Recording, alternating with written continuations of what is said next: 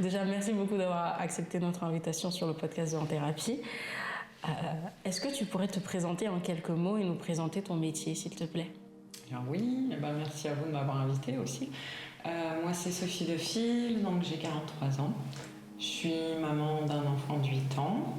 Et aujourd'hui, j'accompagne les enfants, les adolescents et les adultes dans leur transition de vie et leur relation interpersonnelle à travers l'art-thérapie, le coaching, l'hypnose et l'orientation professionnelle. Wow, très impressionnant. Qu'est-ce qui t'a amené vers cette voie professionnelle? Ce qui m'a amené vers cette voie professionnelle, ça remonte à très très loin, parce que je travaille dans l'accompagnement depuis une vingtaine d'années. Je pense que c'est de par mon histoire personnelle. J'ai toute petite été passionnée par l'art déjà. J'ai dessiné déjà très petite. J'ai trouvé en l'art un moyen d'expression privilégié, on va dire, de par mon hypersensibilité. J'étais une enfant qui ressentait beaucoup de choses, beaucoup trop, qui savait pas trop quoi en faire. Et c'est vrai que l'art pour moi a vraiment été un moyen d'expression où j'ai pu apprivoiser mes émotions. Voilà, et c'est donc tout naturellement que je me suis dirigée vers des études artistiques. Donc à Saint-Luc à Tournai, où j'ai fait une école d'art graphique. Et très vite, donc à 18 ans, je me suis aperçue que j'avais envie d'utiliser l'art pas à des fins esthétiques, mais plus au service des relations humaines. Donc j'ai fait un bilan de compétences à 18 ans, très jeune, parce que déjà je me posais beaucoup de questions. Et voilà, ça m'a amené à m'orienter vers l'animation artistique, déjà dans des milieux, on va dire, un peu spécialisés auprès de personnes en situation de handicap. Déjà dans un premier temps, et ces premières expériences m'ont permis de me rendre compte que l'art avait des vertus pédagogiques et éducatives, mais aussi thérapeutiques. Et au fil des rencontres, voilà, j'ai découvert l'art-thérapie. Et donc à mes 25 ans, je me suis formée à l'université de médecine de Tours et ensuite de Poitiers à l'art-thérapie. Donc est-ce qu'il y a eu un déclic ou c'était juste un cheminement progressif qui t'a amené à l'art-thérapie? C'est comme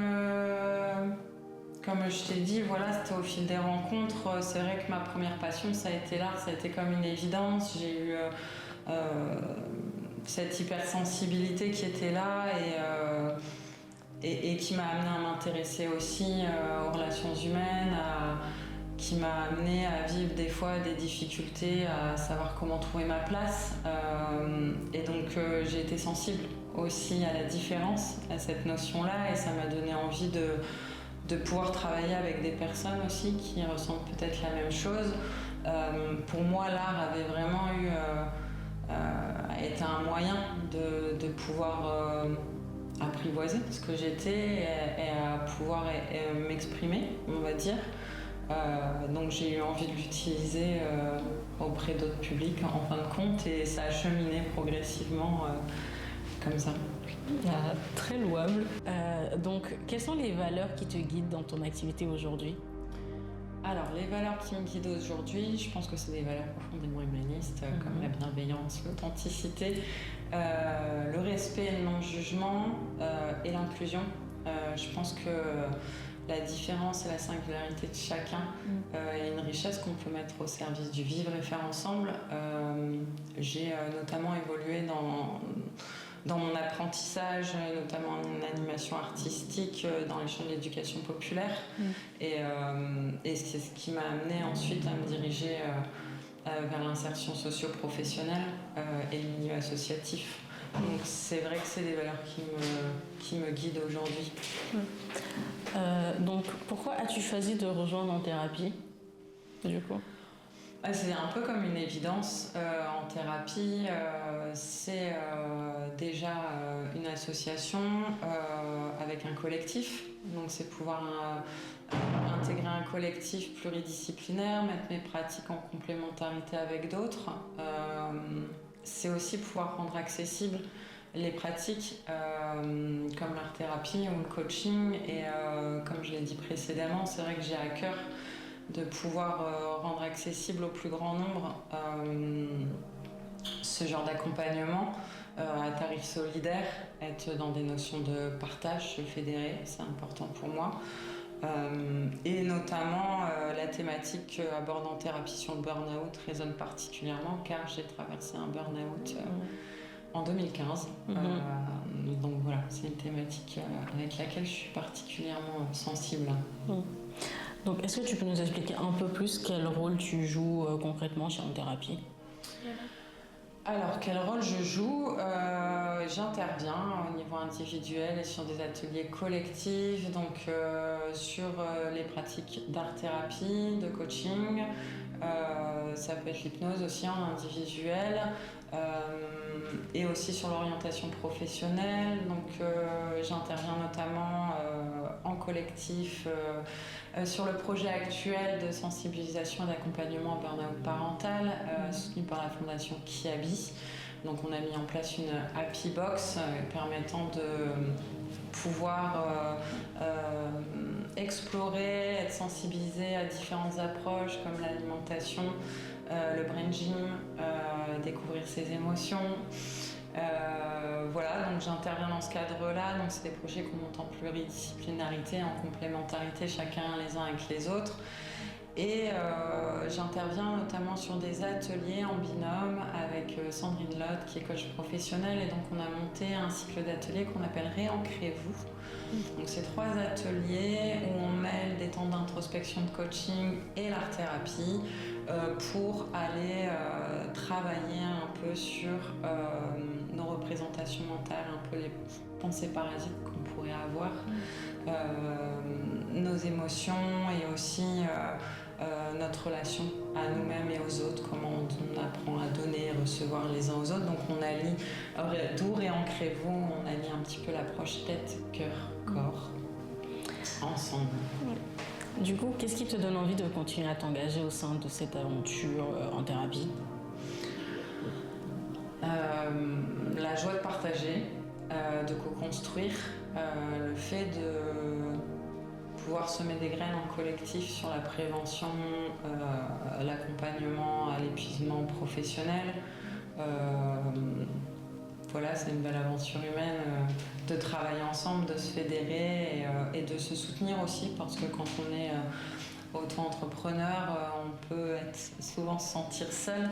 Et voilà, moi j'adore le travail en complémentarité, donc je ne me voyais pas agir seule dans mon coin. Ouais. Du coup, comment est-ce que tu décrirais ton approche de l'accompagnement chez les personnes en burn-out ? Alors, mon approche est tout d'abord d'ouvrir un espace sécurisé, on va dire, pour les personnes qui arriveraient. Donc j'ai un cabinet où je peux recevoir sur Emerin en individuel, et donc l'idée c'est vraiment d'abord d'ouvrir un espace sécurisé, une relation de confiance avec la personne, où la personne peut prendre le temps de se reconnecter à soi, à son corps, à ses émotions, où elle peut se déposer, explorer ses ressources aussi à son propre rythme, en douceur, avant d'aller chercher des solutions en fin de compte. C'est vraiment pouvoir lui ouvrir un espace de recentrage et de reconnexion. Et ensuite, progressivement et pas à pas, selon là où elle est la personne, de pouvoir travailler un peu plus sur la mise en mouvement, la mise en action, pouvoir se lever certains blocages, on va dire, avec l'hypnose, pourquoi pas. En même temps, au niveau, voilà, j'ai une palette de couleurs assez riche avec l'art-thérapie, l'hypnose, le coaching. Il faut savoir que chaque accompagnement est personnalisé là où en est la personne. Je l'accueille avec ce qu'elle est. Voilà, à son propre rythme, et je viens lui proposer des choses en fonction de ce que je trouve qui peut être pertinent. Et la personne, voilà, adhère ou adhère pas. Voilà. Et après, ça peut être des personnes aussi qui arrivent après un processus de rétablissement assez long et qui viennent me voir, par exemple, à un moment où elles ont envie de se projeter. Et là, on va travailler l'orientation professionnelle, le bilan de compétences. Faut savoir, je tiens à préciser qu'il est important aussi, c'est que je ne vais pas accompagner quelqu'un sur tout le processus de rétablissement. Si on fait de l'art-thérapie ensemble, je vais l'orienter vers d'autres personnes du collectif pour travailler d'autres thématiques, d'autres besoins. Voilà, c'est une question aussi éthique de pouvoir, et la richesse du collectif justement, de ne pas prendre en charge toutes les difficultés de la personne. Voilà, je la redirige à ce moment-là. Du coup, est-ce que tu peux nous expliquer un peu quelles sont les spécificités et les outils que tu mobilises dans ta pratique pour tout ça? Alors oui, j'ai commencé déjà un peu à énumérer. Donc il y a l'art-thérapie, où là, au niveau de l'art-thérapie, si je peux en donner une définition qu'on m'a apprise, donc j'ai appris l'art-thérapie moderne. On est sur l'exploitation du potentiel artistique et ses effets relationnels dans une visée thérapeutique et humanitaire.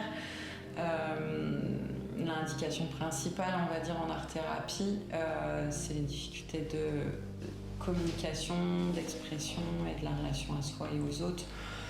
Donc par l'art-thérapie, ça va vraiment être amener la personne par le processus artistique, l'expérience sensorielle aussi, de pouvoir explorer ses sensations en se reconnectant à son corps, ses émotions, ses ressources et aussi ses représentations mentales. Donc c'est vraiment un langage où on va pouvoir exprimer les choses peut-être qu'autrement que par des mots, où là parfois ça peut être difficile.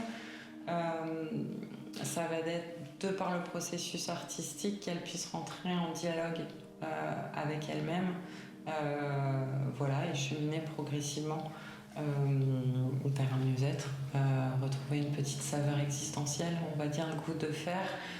Sur l'art-thérapie, on est sur pas le beau, mais plutôt le bon. C'est retrouver du goût, retrouver des repères, pouvoir revisiter un vécu. Voilà ce que je peux dire déjà de l'art-thérapie. Ensuite, l'hypnose. Donc l'hypnose est très complémentaire à l'art-thérapie. Là, on va plutôt mettre l'accent sur l'utilisation de suggestions indirectes, narratives, l'imaginaire pour induire un état de conscience modifié chez la personne et l'amener à explorer des ressources inconscientes, trouver des solutions à ces difficultés.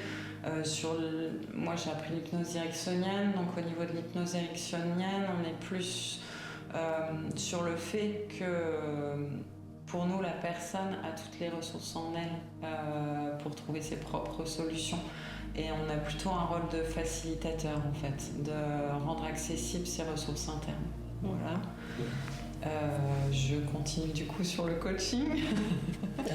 Si tu le veux, on ne te coupe pas. Du coup, sur le coaching, on est plus sur la mise en action, donc la remise en mouvement. En tout cas sur toutes les pratiques, c'est au regard d'un objectif que la personne va se fixer. On va amener aussi à aller explorer ses ressources, à trouver ses propres solutions pour atteindre son objectif. Et sur le bilan de compétences, moi j'apporte vraiment le bilan de compétences sur le projet de vie. Donc c'est vraiment permettre à la personne de retrouver un projet qui soit en adéquation avec toutes ses sphères de vie, avec ses valeurs et ses besoins, de retrouver un équilibre et un chemin porteur de sens. Voilà. Du coup, quelles sont les compétences qui te semblent indispensables dans ton métier aujourd'hui ? Je dirais que l'écoute active, pouvoir accueillir la personne avec ce qu'elle est. Donc ça demande une juste présence, on va dire, de pouvoir accueillir l'autre. Donc oui, en juste présence, de pas chercher à changer la personne, faire confiance au processus, aux méthodes qu'on utilise aussi. C'est savoir poser ses justes parts de responsabilité dans une relation aussi, je pense, c'est être au clair avec son histoire personnelle et l'impact qu'elle a sur sa posture. Je sais que moi j'ai fait un gros travail là-dessus après mon burn-out pour justement me réaligner et pouvoir voir ce qui se joue, c'est pouvoir accompagner sans projeter, sans porter l'autre, chose que j'ai pu faire avant. Au début, dans mon expérience, je pense que chaque accompagnant a peut-être eu le syndrome du sauveur. Donc voilà, c'est vraiment pouvoir se remettre en question, se questionner, apprendre, être en mouvement par rapport à sa pratique, se faire superviser aussi. Voilà, je pense que déjà... Du coup, est-ce que tu peux nous expliquer comment est-ce que tu reconnais les signaux d'alerte d'un burn-out chez les personnes que tu accompagnes?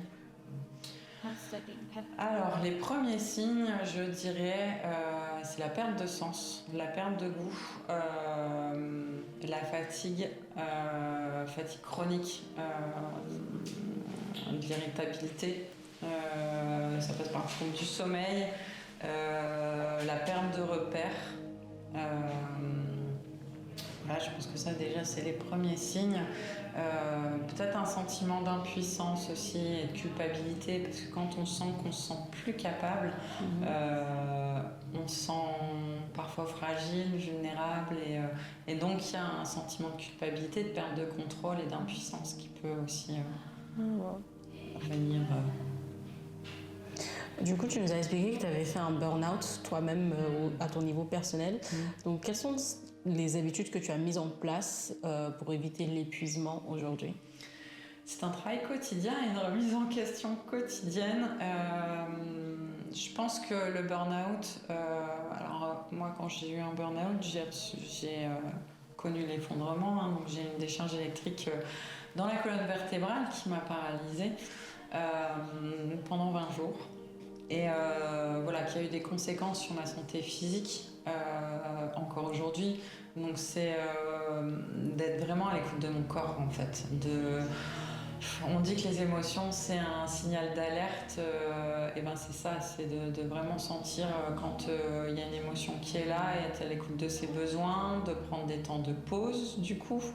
J'ai des rituels matinales où je fais des étirements tous les matins, du recentrage, en tout cas plusieurs fois par semaine. Des temps de qualité avec mes proches, avec mon fils, c'est super important. Et de temps de... Enfin, ça je l'ai toujours eu, mais de plus en plus en vieillissant, c'est des temps de reconnexion avec le vivant, la nature, des temps seuls, des temps de pleine conscience, c'est important. Et puis le fait d'accompagner des personnes qui puissent traverser ces difficultés, ça me rappelle aussi au quotidien, justement, de me dire, bah tiens, là, dans telle sphère de vie, il faut que je fasse attention, j'en suis là. Et l'entrepreneuriat, c'est quelque chose de très prenant, c'est un métier passion. Donc ça demande doublement d'être vigilant. Justement, en quoi est-ce que ton métier il a eu un impact sur toi, que ce soit au niveau personnel ou au niveau professionnel? Aujourd'hui? Oui. Aujourd'hui, je dirais que c'est plus qu'un métier, c'est une passion. C'est très exigeant, c'est très nourrissant aussi.